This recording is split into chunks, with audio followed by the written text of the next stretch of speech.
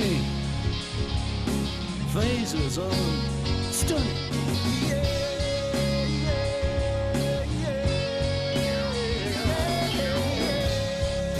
Whatever makes you feel like a Shatner.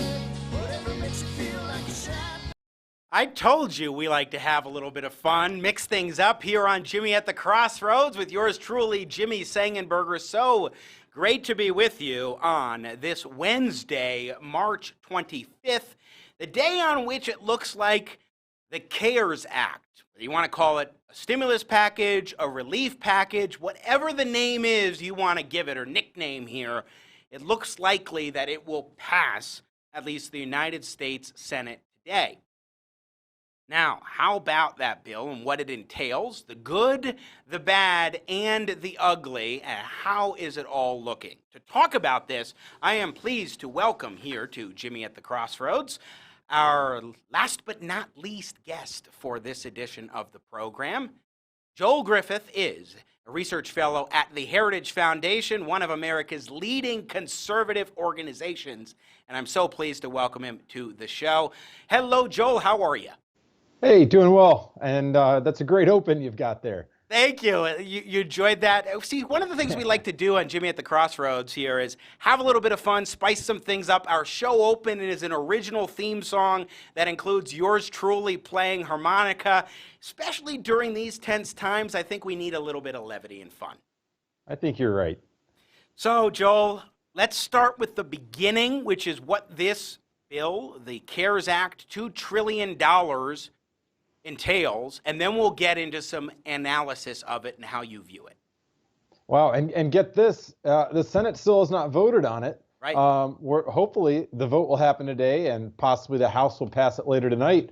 And I was just listening to Governor Cuomo of New York, and he's actually seems to be in opposition to it because he doesn't think it spends enough. In New York, we're talking about a bill that might end up spending more than $2 trillion. It's just an astounding number. And yes, there's a lot in there. I don't know if anyone has read it from front to back. I mean, it is the length of several novels, but we can definitely unpack some of that for you today. Well, but Joe, my understanding is the text may not even be completed yet. They're still ironing things out, which is striking when we're talking about a $2 trillion bill just from the federal government, congressional, and executive branch side. Then you add in, $4 trillion in liquidity efforts for the Federal Reserve, according to Larry Kudlow, in a phase 2. This is just the first part. We're talking a lot of trillions of dollars, Joe Griffith. Yes, there are. Now, there's some parts of this package that are better than others. There's some parts that are absolutely atrocious. Maybe we should start with a few of the good things. Yes, I was thinking of the good, the bad, and the ugly. Go ahead All with right, the good. Well, here's some of the good, and even the good is not necessarily the best, but it's still better than other options. So there's a component in here that will greatly expand unemployment benefits for those that are laid off in the coming months. At the Heritage Foundation, we had a version of that wouldn't be in the form of unemployment benefits. Our version would have been give companies tax credits, compensate those companies to keep people on the payroll, even if they're not working, even if they have to go home and can't work remotely. And the goal of that was, sure, it's going to cost us a lot of money, but at least when the economy gets going again in the next month or hopefully 2 months, people will be able to go back to their former employers. This bill, what it does is focus on providing bigger unemployment benefits that instead of making, say, a fraction of what you're earning, it would actually pay you up to $1,000 per week over a period of several months. As far as bailouts go, this is one of the, this is not such a, it's not the worst of ideas. We want to make sure that our aid is temporary, that it's direct, that it goes to those most directly impacted. And that seems to meet those qualifications. I just wish it would have been done in a manner that keeps people attached to their workplace so that when we get up and running, people go back to work instead of possibly being incentivized to stay at home, because this would allow benefits to continue for 4 months. But that's one component of this plan. All in all, this at least stops people from getting thrown out on the streets through no cause of their own. There's another component of this that deals with small business loans through the SBA, the Small Business Administration, that smaller employers could get through their banks. And there's a component of this that looks like would allow companies to keep people on the payroll, like I was discussing a second ago. And if they do that, some of those loans would be forgiven.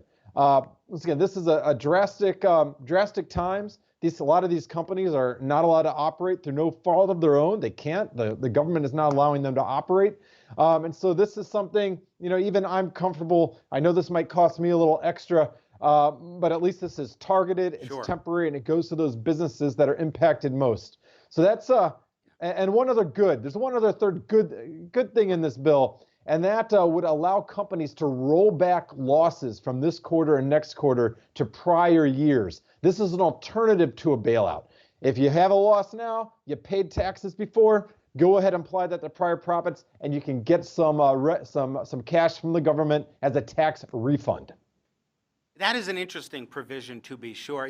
Joe Griffith, was favorable to the idea of providing unemployment benefits to furloughed workers in addition to those who literally could not work because they were out of a job, completely laid off, but also wanting to have the ability to provide support to employers to keep workers tied to their employers. So you kind of do both, because sometimes there may be some employers that just couldn't work out for in terms of being able to stay in operation even with some support. I mean, the tax credit, wouldn't that be delayed in terms of the money that you would be able to get to apply to workers? I mean, tax credit, would the money come in the form of cash payments to businesses the way that you guys were structuring it? How would that have looked? Yeah, it's a great question, because you're right. Those tax credits usually take a period. It could be over a month. We envisioned a way in which these credits would actually be flowing in, improvised every few weeks, so that would basically match payroll. That was our goal with that. Now, as far as loans, though, because I do see whether it's the Federal Reserve, the Small Business Administration, small, medium, large-size companies, we're looking at low or no interest loans. What do you think about that, especially for the larger corporations? Because it does seem to be that the problem we've got economically right now, more than anything, is liquidity, the ability for companies to have cash to pay their employees, keep them working, or at least keep the payroll going, even if they're not able to go to their job places and what have you. So what is your take on the liquidity issue and how they're looking at it in this bill? Yeah, so prior to this bill, we saw the Federal Reserve actually take a lot of positive actions towards liquidity. And by liquidity, we're not talking about just giving money willy-nilly to everybody. We're talking about for companies that are solvent, that have assets. We want to make sure that they're able to get their hands on cash to pay suppliers, to pay employees. And in a time of extreme crisis where there's such a demand for cash, sometimes that cash can actually dry up, even if you're creditworthy, even if you have a company with a lot of assets. Sometimes that dries up. So the Federal Reserve took a lot of efforts to go ahead and lower rates that they were paying banks to keep money back. So banks are incentivized to lend, and lowering the reserve requirements actually to about zero at these banks so that they could go ahead and lend money out to businesses that need it. Those are all positive. Same thing that goes with this focus in the legislation with the SBA, the Small Business Administration, making sure that these companies that are solvent, that can show that they were on solid footing before, we want to make sure that we help them survive. This is an unusual circumstance. Where this legislation takes a detour from all that, though, and it's very troubling, are these bailouts. We're talking tens of billions of dollars of not just the loans, but in effect, grants are going to be made to big select corporations and select industries. We're talking aviation and transportation. And of course, they're saying, well, these are essential. What they're not saying to the public and explaining is that these companies are so large, so big, that they can find ways to fund this in the private sector and in the bond markets. They might have to pay some additional money in the term of interest, but what they're trying to do for these select companies, unlike the small businesses, they're trying to basically give them a check to cover all these payroll expenses and a lot of overhead. And this is going to be in the form of basically forgivable grants at the end of the day that all of us are going to be paid for. And we got to remember, we're all going to be somewhat negatively impacted by this crisis. And that does mean let's go ahead and direct that aid to those that are impacted most. That's something I think hopefully all of us are comfortable with. But in this situation, we're talking about picking out a few businesses to be the big winners here, and we're basically going to comp all of that payroll expense, at least to the tune of possibly $200 billion. Yeah. I don't think that's fair. That's not right. To your point, Joe Griffith, again, research fellow at the Heritage Foundation, I want to read a quote from Boeing CEO David Calhoun to Fox News yesterday on the subject of if the government would force, for example, as part of this bill, an equity stake So the idea is that if some of these corporations were to get this kind of money that you're talking about, that the government may get an equity stake, partial ownership of those companies. Now, that's something that the Democrats have been pushing for and talking about. And he said, quote, if that happens, quote, then we just look at all the other options and we've got plenty of them. What's striking to me, and this goes to the point of Nikki Haley, former UN ambassador and former governor of South Carolina, who left the Boeing board because she didn't think that Boeing should get this kind of financial support. Here's a company that's saying, well, if they're going to do an equity stake, then we can find other options, but we'll take the money if you give it to us because it's going to be better for Boeing. That strikes me as getting the core of what you're talking about, Joe. Yeah, this is almost a taxpayer heist, I should say, and it's something that's been done completely lawfully. And of course, we have the right to lobby our government, and that's wonderful. But this is happening, and I don't even see a lot of outrage on the part of a lot of regular folks. But I have a feeling that's because a lot of us outside of the world, I'm fortunate, I get to focus on this for a living. But a lot of people, they're trying to still earn a living right now and care for their families and care for their loved ones. And in the dead of night, we're seeing something like this pass that just gives away hundreds of billions of dollars towards one favored sector, while the rest of us, we just have to make do. We need to realize, for all of these bailouts, even the ones that we might support. And like I said, I support helping those that are unemployed. I'm in favor of helping out some of these small businesses with some of these terms to the Small Business Administration. But all of this comes at a cost, either in the form of higher taxes or higher inflation, because we're borrowing trillions of dollars and we're printing a lot of money. And we got to always remember there's a cost attached to all of these programs. And we need to weigh that as we make our decisions as far as which ones we support. Well, one thing for me, as you are, we're both limited government guys. We don't like these sort of expansive government programs.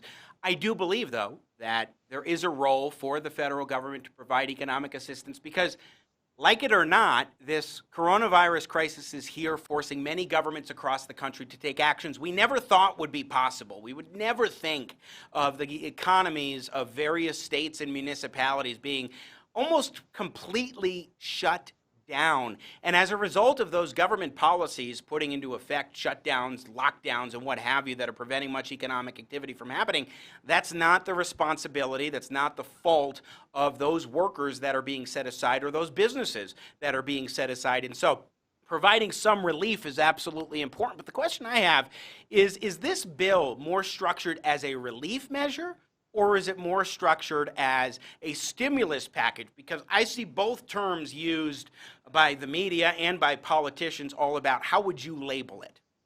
Yeah, so there's a component of this that actually is intended as a stimulus, and that's a piece actually we haven't talked about yet. This numbers are still being worked out, but there will be $1,000 checks, possibly more, distributed to adults and children across this country in the form of a stimulus. That'll phase out. Once you hit about $75,000 as somebody who's single, you're actually not likely to see a dime of that. But that's intended to be a stimulus.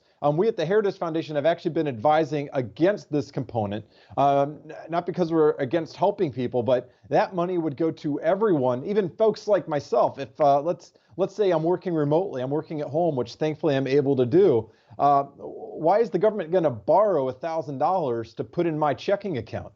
I'm not the one who's directly impacted by this and unemployed. I said, I'm all for helping the unemployed and helping businesses get through this in the programs we talked before. But to go ahead and just helicopter money to everybody, that puts us in debt and it might help people be more favorably inclined to vote for you, but that should never be the purpose of a government program. And number two, we have situations where we have governments telling people, in many cases this is rational, telling them we need you to stay home for a while, social distance, we want to contain the spread of this virus.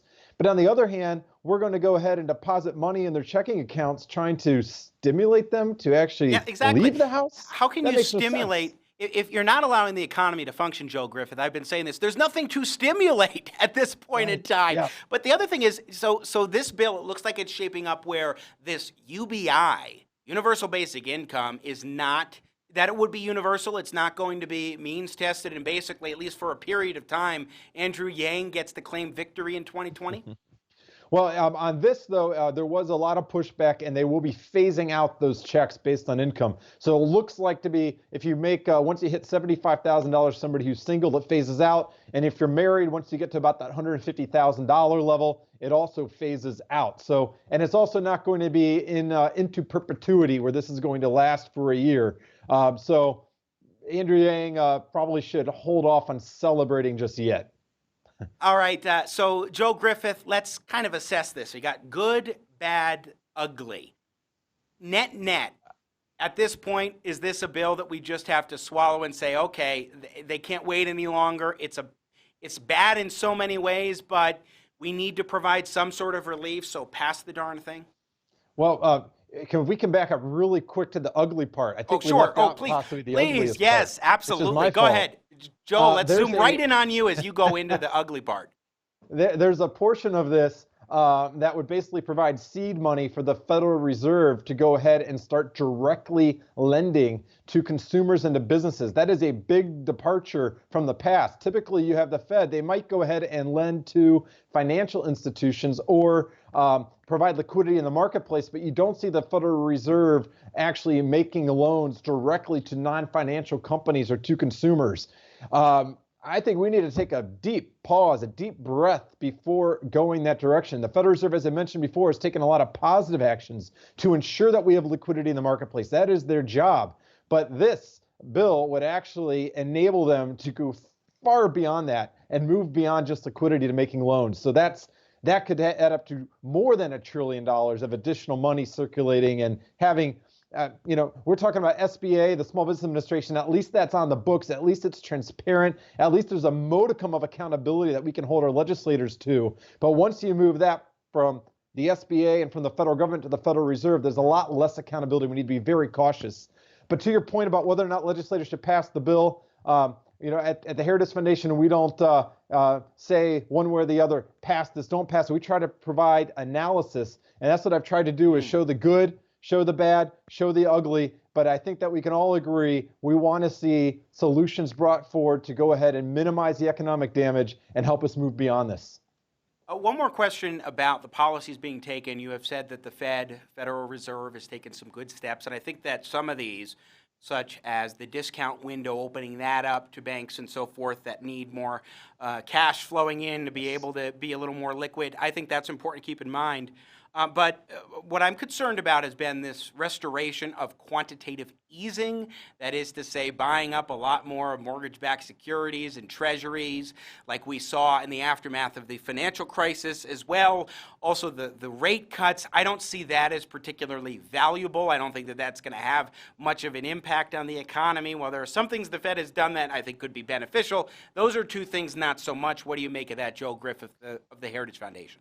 Yeah, on liquidity side, I think that was a good thing for the Federal Reserve to do. I think there's a lot of misinformation about the interest rate side. I think longer term, these machinations have a limited effect on economic growth. But what we have seen over the years is the Federal Reserve actually paying banks to hold back excess reserves at the Fed, and they'll pay those banks money for those reserves. And so think about that. If you're a bank, let's say you've got $1 million, you could choose to either lend that out to a borrower, and there's always that risk involved. The borrower might not repay, or you can park that $1 million risk-free at the Federal Reserve and they'll pay you interest on that. Well, you are going to be slightly more inclined, all things being equal, to keep that money parked at the Federal Reserve rather than lend it out. So what the Federal Reserve did over the past few weeks is lower the interest that they're paying to those banks to keep those funds in the digital vaults at the Fed. So that's a positive thing during this time because there is that extra demand on the part of business and consumers for credit to get them through that. So that's great.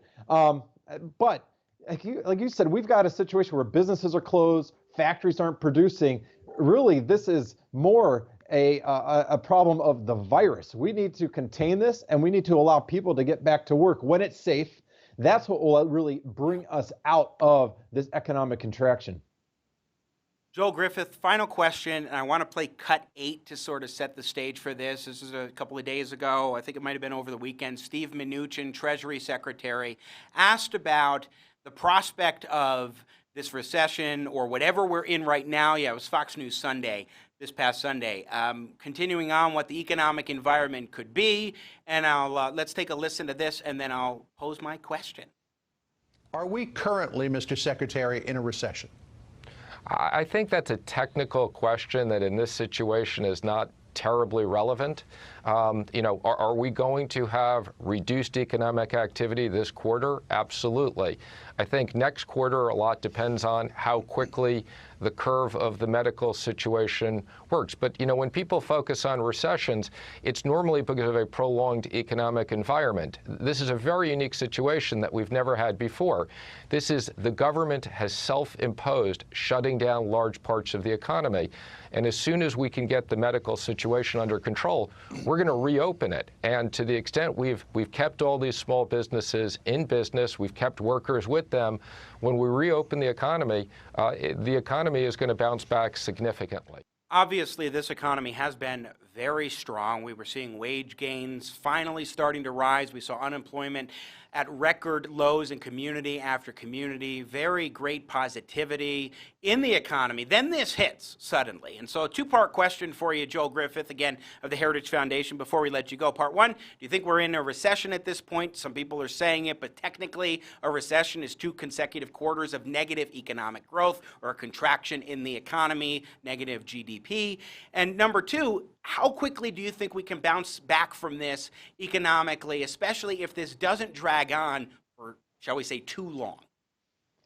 Yeah, the jury is out whether or not we are going to see 2 consecutive quarters of economic contraction. That's what you need to have a recession. But what we do know is that people, regardless of whether or not we have 2 quarters of this or not, we know that people are suffering now. You probably have friends. I know I have friends that have already been laid off in the first 2 weeks of this. That pain is real. And that's why it's so imperative that we continue to work on the policy side to minimize that pain where we can and do it in as fiscally responsible manner as possible.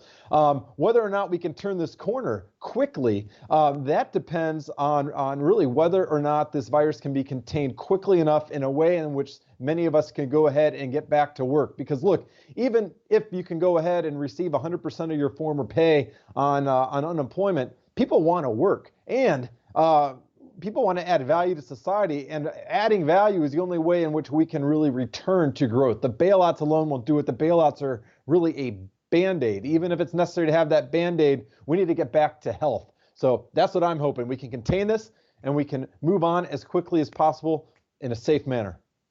Joel Griffith, Research Fellow at the Heritage Foundation. Great conversation. Really appreciate you taking the time to join us here on Jimmy at the Crossroads to dissect this bill that really does have good, bad, and ugly to it. Thanks for your insights today. Thank you, Jimmy.